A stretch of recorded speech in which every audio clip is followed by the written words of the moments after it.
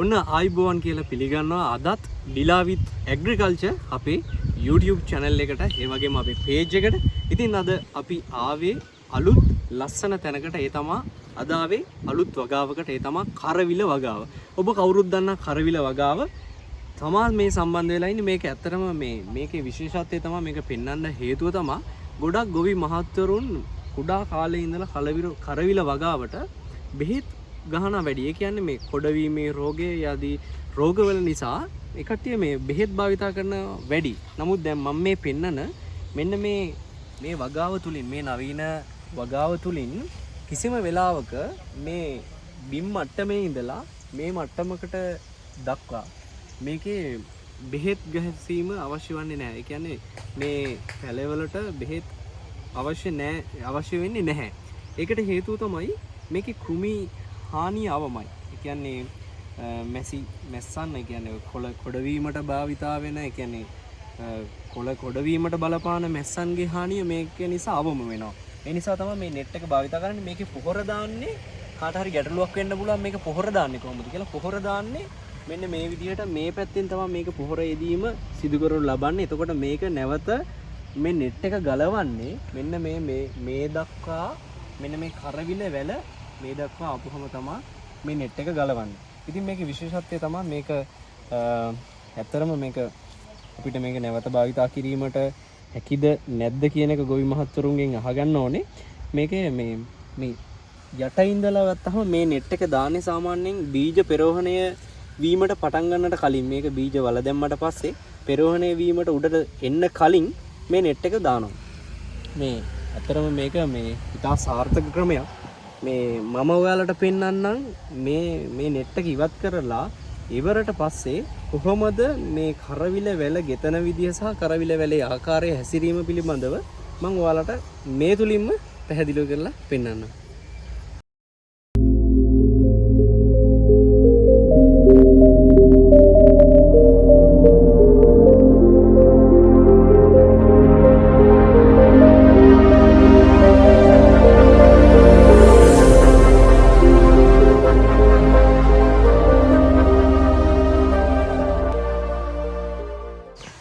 දැන් මේ ඇවිල්ලා ඉන්නේ අර කලින් අපි පෙන්නපු පැල ආවරණය කරපු net එක ගලවලා ඉවත් කරාට පස්සේ මේ ගෙතුණු කරවිල මැස්සකට තමයි මේ ඇවිල්ලා ඉන්නේ. මේ අපි ගොවි මහත්තයාගෙන් අහමු. අපි එනකොට මේ ගොවි මහතා මේ දලු කප ඉන්නවා නේද? එහෙම නේද? ඔව්. දැන් මොකද්ද මේකට හේතුව මොකද්ද මේ කපන්නේ? දැන් මෙහෙමයි මේක දැන් අපි මේ වැල උඩට ආවට පස්සේ අපි පොහොර දානවා.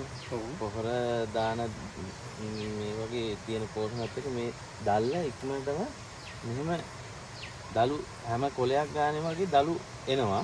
අපි මේක ඉවත් කරගත්තේ නැත්නම් මේ යන උඩට යන මහ වැලේ වර්ධනය අඩු වෙනවා. ඒ නිසා අපි මේ සාමාන්‍යයෙන් නියපොත්තෙන් කඩන්නේ නැහැ. එහෙම වුණොත් මෙතනින් මේ වැලේ මෙතන අර තුවාල වුණොත් විස බීජයන් නිසා අප පොල් කතුරු වලින් පරිස්සමෙන් කරගන්න ඕන කාර්යය ඉවර කරපුවාම මේ දලු කපල ඉවරුණාට පස්සේ මොකක් හරි බෙහෙත් එකක් ගහන්න ඕනද? මේක දලු කපල ඉවරුණාම මෙතන දැන් ඔන්න ඒකේ මොනවද නෑ දලු හරි.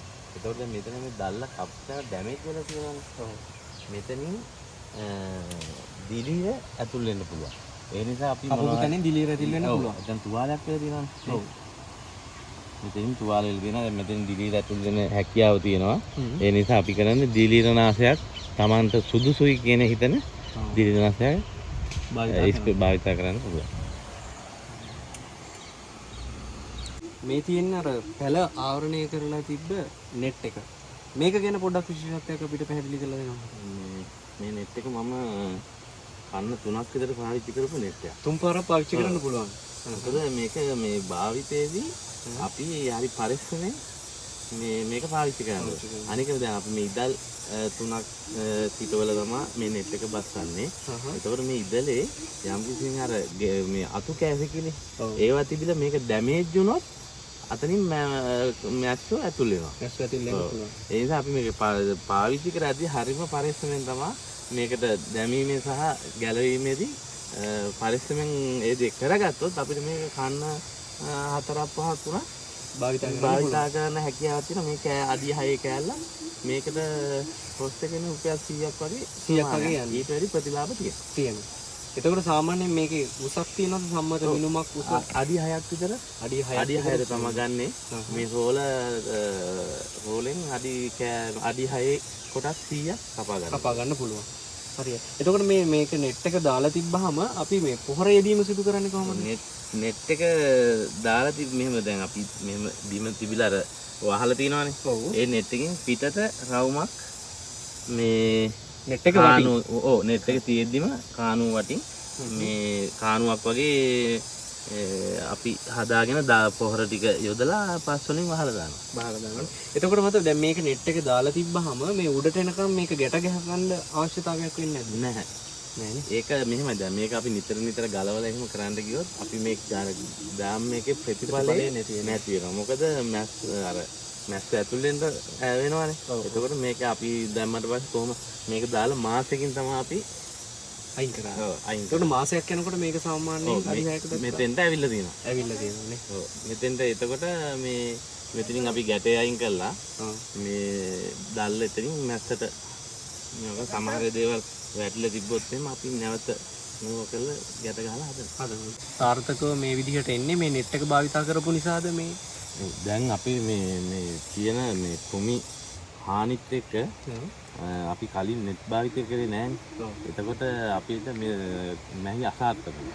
ඊට පස්සේ තමයි අපි මේ කුසිකම්මෙන් අපිට උපදෙස් දීලා මේ net එක භාවිතා කරලා අපි මේවා කරා. දැන් අර තිබ්බ මේ හානිය නෑ.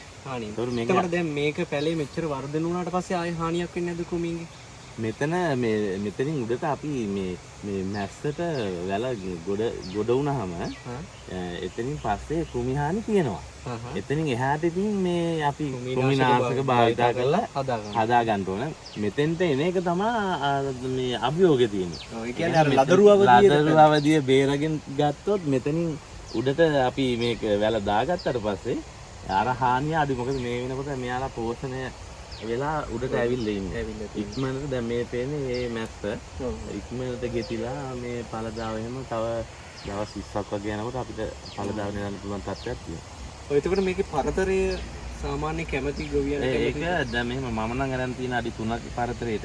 ඒක ඉතින් ඒ ගොවියගේ කැමැති ආකාරයෙන් මේ ඒක සකසා ගන්න හැකියාව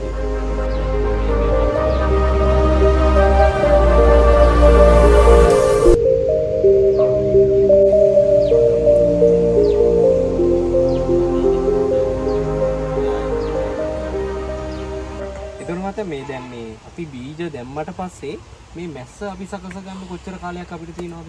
ඔව් දැන් අපි මේ බීජේ හිටවලා දින හරි පහුවෙන්දා ඉඳන් අපි net එක කියන්නේ මේ තලාවනේ දාන්න පටන් ගන්නවනේ. එතන ඉඳන් අපි මේ net එක අතරේ දවස් 30ක් තියාගන්න පුළුවන්. හරි.